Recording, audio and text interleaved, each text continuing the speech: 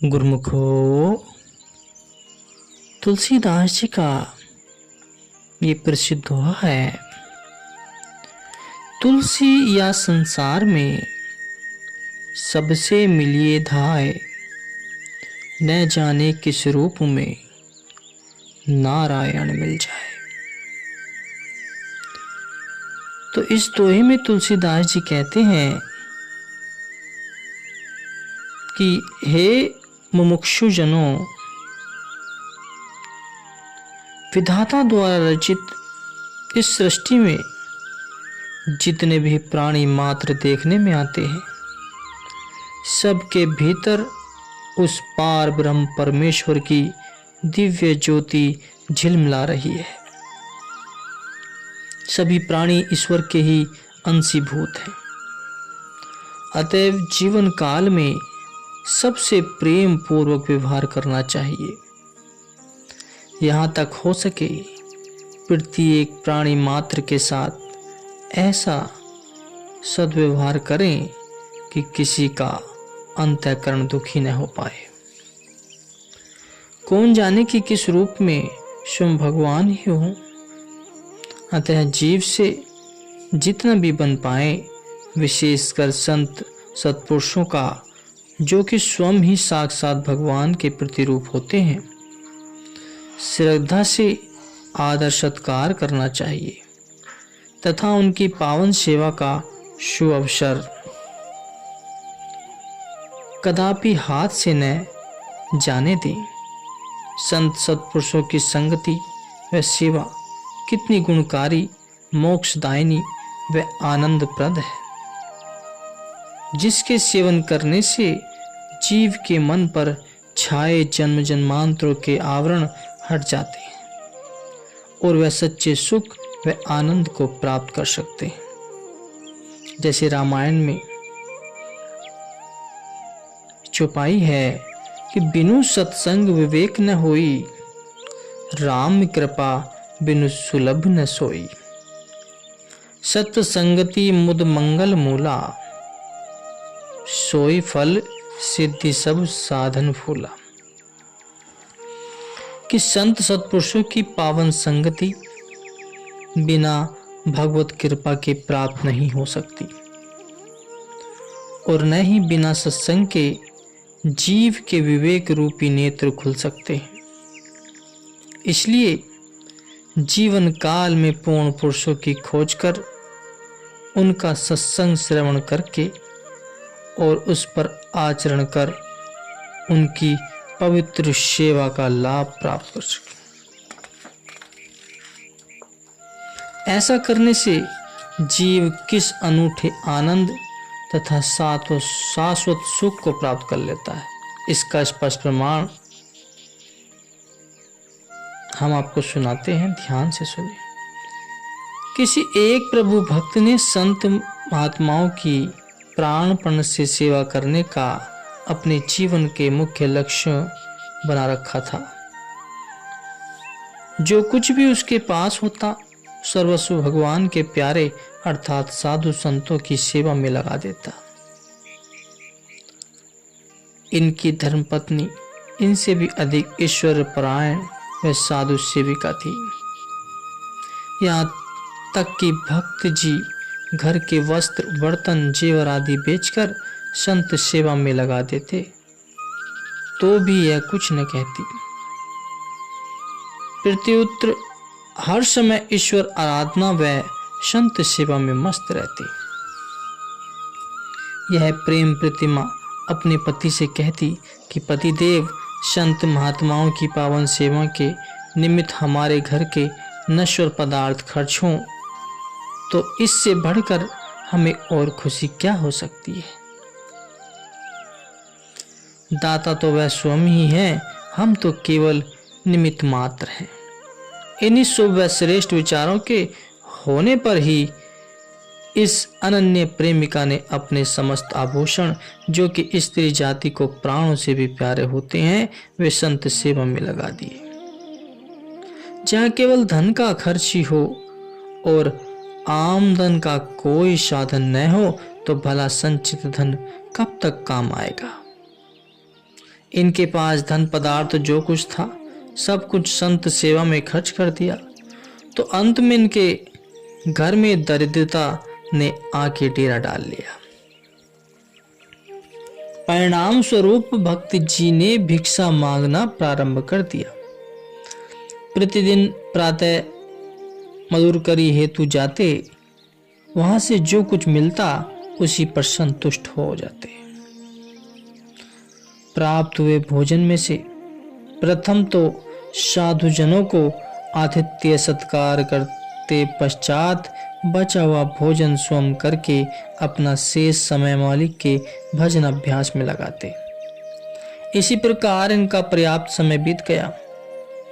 आदिकाल से ही यह नियम चला आ रहा है कि भगवान अपने भक्तों की प्रेम परीक्षा लेते आए हैं, क्योंकि जब तक सोने को कुठाली से न निकाला जाए तब तक उसमें चमक नहीं आती। सो इस प्राणी के अनुरूप ही इस प्रभु भक्त दंपति की प्रेम परीक्षा के लिए भगवान ने एक कौतुक रचा। एक दिन भक्त जी भिक्षा लेने को गए। विधानक का खेल देखिए कि सारा दिन घूमने पर भी उन्हें कहीं से कुछ प्राप्त नहीं हुआ और खाली हाथ घर लौट आए। आकर निराश के साथ धर्मपत्नी से कहा, आज तो खाली हाथ लौट आया हूं। यह सुन वैराग्य की साक्षात देवी ने कहा, बहुत अच्छा, जैसे मालिक की मौज, आज भूखे रहकर ही मालिक के भजन का आनंद लेंगे। परंतु पतिदेव कदाचित कोई साधु आ जाए तो। अभी इनमें से यह बात चली रही थी, किसी ने द्वार खटखटाया। भक्त जी ने उठकर द्वार खोला तो जो बात पहले ही चल रही थी वही साकार हो गई। क्या देखा कि तेजों में ललाट वाले एक वृद्ध साधु एक हाथ में कमंडलू व दूसरे हाथ में लाठी थामे खड़े हैं। भक्त जी ने उन्हें नमस्कार किया और फिर उन्हें भीतर ले आए, बैठने को आसन दिया और उनके हाथ पांव धुलवाए। तत्पश्चात साधु ने जल ग्रहण किया, फिर मुस्कुराते हुए बोले, भक्त जी, हमने आपकी बहुत प्रशंसा सुनी है कि आप साधु संतों के सच्चे प्रेमी हैं। मैं भ्रमण करता चला आ रहा था, विचार किया चलो आज भक्त जी के यहाँ ही आनंद से रात व्यतीत करेंगे, उनसे वार्तालाप व सत्संग करें, आगे जो भागवत इच्छा होगी। भक्त जी ने हंसकर कहा, बहुत अच्छा महाराज, हम पर आपकी बहुत कृपा है, आप आराम करें, मैं भोजन का प्रबंध करता हूँ। यह कहकर भक्त जी धर्मपत्नी को एक ओर ले जाकर पूछने लगे, देवी अब क्या करें, घर में कोई वस्तु भी नहीं रही, उसे बेच कर खाने पीने का सामान लाया जा सके। दरिद्रता के कारण कोई उधार भी नहीं देता।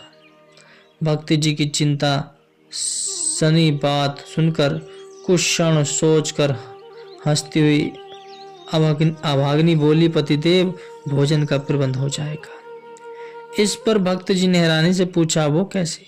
देवी ने प्रत्युत्तर में कहा, आप कैंची ले आए। स्त्री के कथनानुसार ये कैंची ले आए। तब स्त्री ने कहा, पतिदेव आप मेरे सिर के बाल काट लो और रस्सी बनाकर बाजार में बेचो, उससे जो पैसे प्राप्त हों उनसे भोजन का सामान ले आना। भक्त जी ने अपनी धर्मपत्नी के मुख से इस सीमा तक कुर्बानी की बात सुनी तो वह चकित रह गए।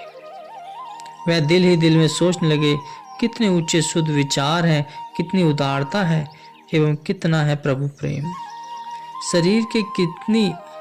शरीर से कितनी अनासक्ति है। विचार हो, ऐसे श्रेष्ठ भाव हो तो ऐसे पवित्र श्रद्धा हो तो ऐसी ऊंची, जो सब कुछ निछावर करने को तैयार हो। भक्त जी ने विचारों में निमग्न थे कि देवी ने फिर कहा, भोजन में देरी हो रही है। बूढ़े बाबा ने न मालूम कितनी देर से भूखे होंगे। आप जल्दी करें, मेरे बाल काटें, रस्सी बनाएं, उसे बेचकर सामान ले आए। भक्त जी ने कैंची से धर्मपत्नी के सिर के आधे बाल काट लिए, रस्सी बनाकर बाजार में बेची। जो कुछ पैसे मिले उनसे भोजन का सामान लेकर आए। आज देवी का हृदय प्रसन्नता के सिंधु में मंजन कर रहा था। कि इस नश्वर शरीर का कुछ हिस्सा साधु सेवा के काम आ रहा है। मैं कितनी सौभाग्यशालिनी हूँ कि उस परमपिता परमात्मा ने कृपा कर सेवा करने का अवसर दिया। आखिर एक न एक दिन इन केशों ने अग्नि में सूखी घास की न्याय जल ही जाना है। बहुत ही अच्छा हुआ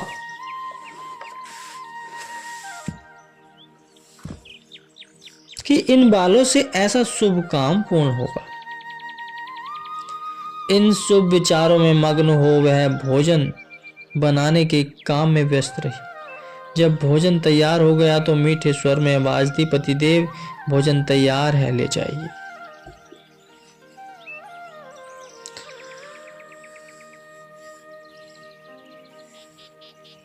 गुरु की भक्ति में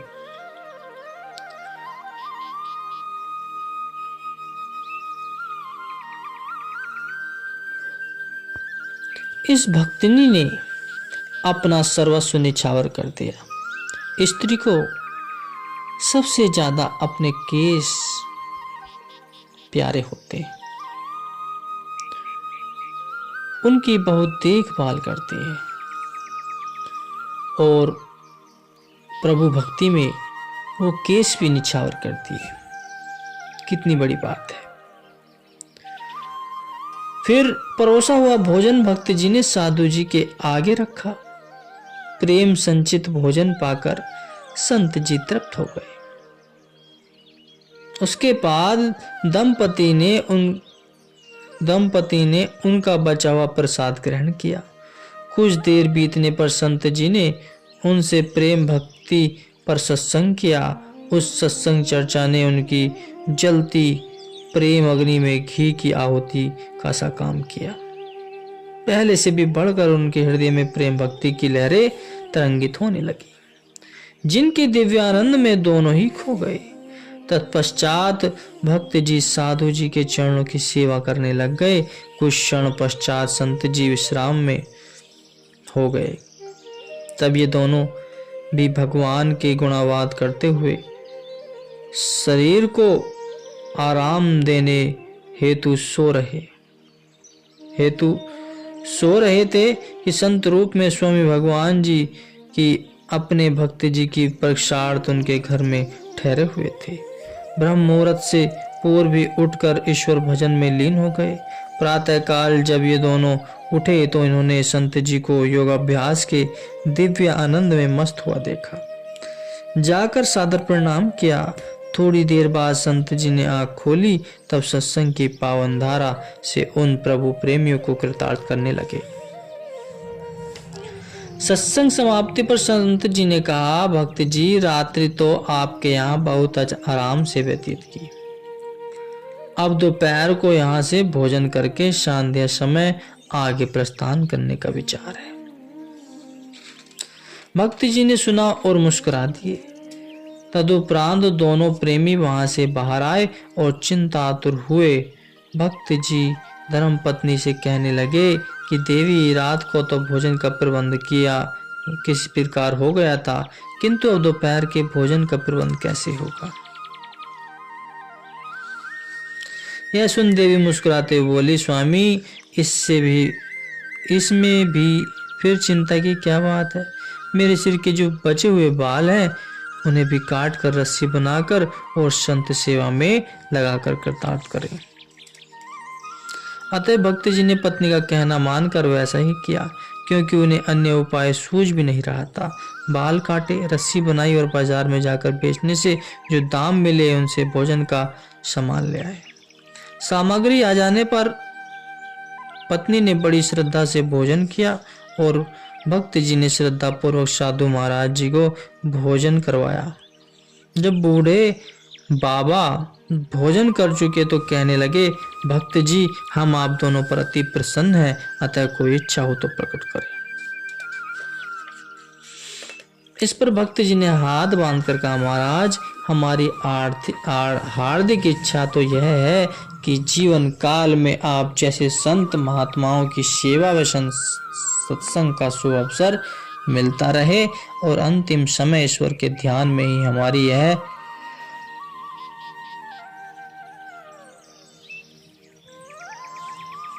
यह देह छूटे एवं हमारा मन उनके चरणों में ही लीन रहे।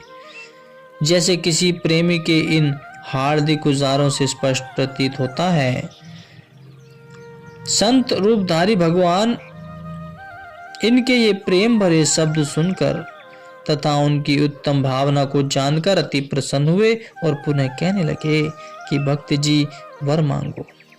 परंतु यह दंपति प्रभु प्रेम व त्याग के सजीव प्रतिरूप नेत्र किए खड़े रहे और संत जी के दोबारा कहने पर इन्होंने जो ही संत जी की ओर दृष्टि उठाई तो इनके आश्चर्य की सीमा नहीं रही, क्योंकि महात्मा जी के स्थान पर अब उनके समक्ष शंख चक्रधारी साक्षात भगवान खड़े मंद मंद मुस्कुरा रहे थे। यह देख दंपति ने उनके चरणों पर सिर रखकर प्रेमाक्षों से उनके पदाम्बुजों को प्रक्षालित धोना शुरू कर डाला। भगवान अपने प्रेमियों के अद्भुत प्रेम को देख भीतर ही भीतर प्रसन्न हो रहे थे। उन्होंने जो ही निज कर कमलों द्वारा इन प्रेमियों को उठाया तो देवी के सिर पर प्रभु के कर स्पर्श की देरी थी कि पुनः उसके सिर पर पुनः पूर्वतः अपितु पहले से भी सुंदर केस बाल उगाए। वे दोनों प्रभु भक्त भगवान के चरणों से उठे तो उस समय तक भगवान आलोप हो चुके थे। भक्त और भक्तनी दोनों प्रसन्न हो प्रभु की महिमा का गुणावाद करने लगे। तो गुरुमुखो, तात्पर्य यह है कि सच्चे प्रभु भक्त मालिक की अविचल भक्ति व सच्चे प्रेम के अतिरिक्त संसार के पदार्थों को तुच्छ जान उनमें आसक्ति नहीं रखते। संसार के भोग पदार्थ उनके फीके अथवा नीरस प्रतीत होते हैं, क्योंकि उनके हृदय में भक्त रूपी चिंतामणि जगमगा रही होती है। सिवाय प्रभु प्रेम व उनकी सेवा के उनको कुछ रुचिकर ही नहीं रखता। जबकि अज्ञानी जीव उन्हें प्राप्त करने के लिए मारे मारे फिरते हैं, लेकिन ऐसा विशुद्ध प्रेम भक्ति का बोध संत महापुरुषों की अनुकंपा से ही अधिकारी जीव प्राप्त कर सकते हैं। रामचरितमानस में बताया गया है कि सो स्वतंत्र अलंब न आना, सो स्वतंत्र अवलंब न आना, ते ही आधीन ज्ञान विज्ञाना, भक्ति तात अनुपम सुख मूला, मिले जो संत हो ही अनुकूला।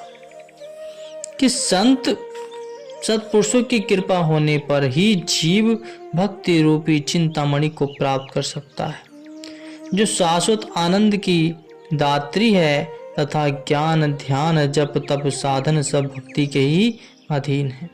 भक्ति के प्राप्त हो जाने पर फिर और किसी भी साधना के करने की जरूरत नहीं रहती। इसलिए प्रभु प्रेमी भक्ति की ही चाह न रखते हैं, परंतु भक्ति जब भी प्राप्त होगी संत सतगुरु की कृपा से तथा उनकी पावन सेवा करने से ही होगी। क्योंकि संत सेवा में इतना आकर्षण भरा है कि जिसके प्रभाव से स्वयं प्रभु खिंचे खिंचे प्रेमी के निकट चले आते हैं, जिसका स्पष्ट प्रमाण पाठक इस दृष्टांत में बताया जा चुका है। गुरुमुखो, अतः मानव मात्र का कर्तव्य है कि सांसारिक नश्वर पदार्थों की प्राप्ति की इच्छाओं का परित्याग कर प्रभु प्रेम से अपने दामन को भर ले तथा संत महात्माओं की सेवा करके अपने जीवन की घड़ियां स्वर्ण बना ले और नामाभ्यास से रूह को परिपार्मित कर अपने घट में परमात्मा का साक्षात्कार कर ले। यही संसार में आने का विशेष प्रयोजन है। और संत महापुरुष बार बार यही जताते हैं कि अपना मन एक जगह केंद्रित रखें, अपने मन को वश में करना सीखें और इस पर संयम बनाए रखें और इसको प्रभु भक्ति में लवलीन कर लें, क्योंकि प्रभु भक्ति ही एकमात्र इस जन्म का आधार है। प्रभु भक्ति ही मनुष्य जीवन का सर्वोपरि कर्म है। इसी को करने के लिए यह शरीर मिला है और इसी पर ही निछावर करना है। संत महापुरुष बार बार मनुष्य को यही जताते हैं कि नाम अभ्यास करो, भजन सुमरन करो, इसी से ही मनुष्य का कल्याण हो सकता है। जो मनुष्य माया के जाल में फंसे हुए हैं, जो माया के जाल में आसक्त होकर अपने इस शरीर के अमूल्य कार्य को भूल बैठे हैं, जिस कार्य के लिए शरीर मिला है उसे भूले बैठे हैं, तो वे अंधकार में हैं। वो अंधकार तभी दूर होगा जब संत सत्पुरुषों की संगत प्राप्त होगी, क्योंकि बिना सत्पुरुषों की संगत के इस मनुष्य जीवन का कल्याण नहीं हो सकता।